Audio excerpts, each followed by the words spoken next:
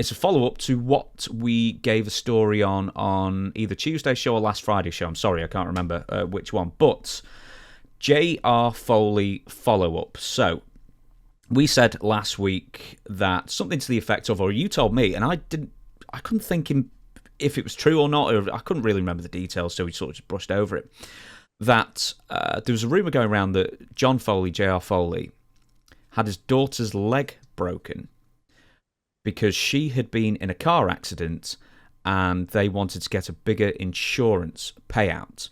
Now, at the time, yes. Yeah, now at the time you said maybe it was one of the Hart family. Now, Ross Hart, hello Ross, by the way, who's a regular viewer, listener, he wrote to me and sort of gave us a bit of clarification on the whole matter. Now, he said that it is actually true.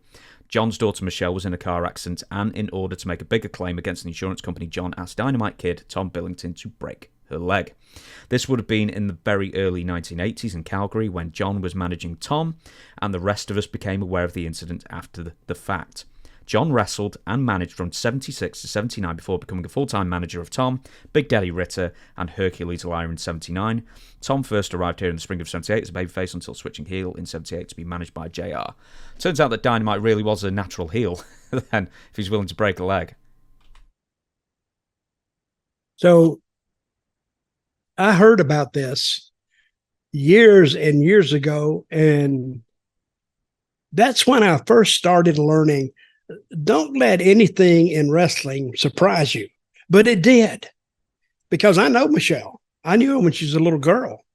I used to be a partner of John Foley's when we worked up for Ron Fuller up in when he first started his territory, his brand new territory in Knoxville. I was there with John. And then, but when I heard that the stipulations about this or the facts about it, he had an accident, or she had an accident, and they wanted a bigger settlement. So they decided to break her leg. And I've never heard anything like that in my life. And I went, no, bull crap. That did not happen. But now, well, I found out maybe about 10 years ago that it did happen. So what can I say? Am I surprised? I am still surprised. But in reading, you sent me something this morning. You're reading. See, this is what I think when you break somebody's leg, you take it and you go, I mean, it's very violent. But by the way it was described on that piece of paper you sent me this morning, or that report, that you can actually do it with your fingers. So I don't know how you do that, but you wrote that, right? No, so no. Ross actually wrote that to me. By the way, well, how do you do that? Do you know what's really weird, right, is that really hit home with me. So what Ross said, and by the way, I did ask Ross's permission to, mention his name and bring up what he said. He said that, essentially, what you can do to break the leg is to basically hyperextend it, so you press down with force on the knee itself, and then like that. Oh, I can't do it. Do you know what really freaked me out about that is that I still go to physio, by the way, for my knee rehab after the ACL thing, and that's what the physio was doing to me that Monday. That Monday, he was pressing with like all his weight onto my knee to try and get it straight, because I've still got like 5 degrees of I can't quite get my leg straight still, and that's what he was doing. Did it hurt? Oh yeah, killed. Wow. It was really, really painful. And I was like, I didn't quite tap out. But where did you get this report from? Which one of the brothers? Ross Hart, the historian of the Harts family. Yeah. Okay. Did they get a settlement?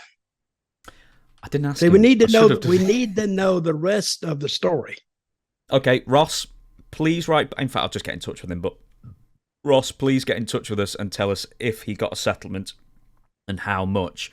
Ross also made mention that his dad, Stu Hart, had actually booked you to come to Calgary along with John in the autumn of 76, but you cancelled because he believes that you were doing well in Florida/Alabama, wherever you were at the time. Yeah. But it also sounds like you just couldn't be bothered making the trip. Oh, exactly.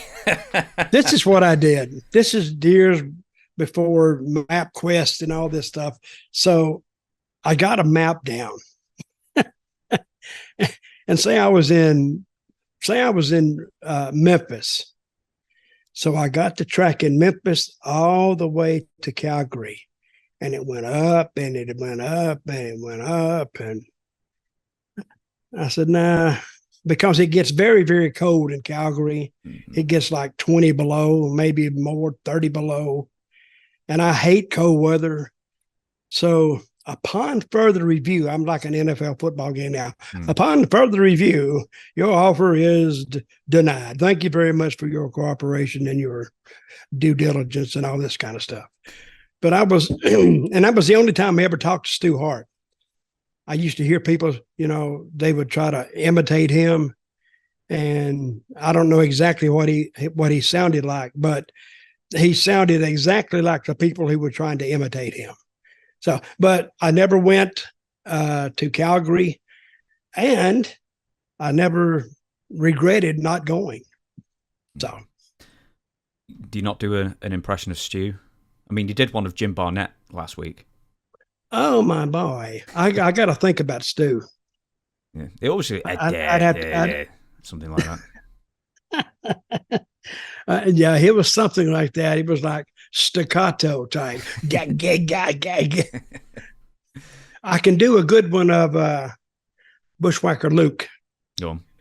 There we go. Gag, gag, gag, gag. Oh, and you say, okay, Luke, get it out. And I love Luke. And he gets to talking sometimes, but very entertaining type fellow, and with a lot of great stories. See, that's where I got my stories for all these two books back here. I got it from talking to the guys, and they told me the story right up. And all I did was I just memorized it and put it down in a book. Otherwise, the stories in my books would be lost to all eternity, basically. But now they're put in here for forever. So you can always go back and look it up.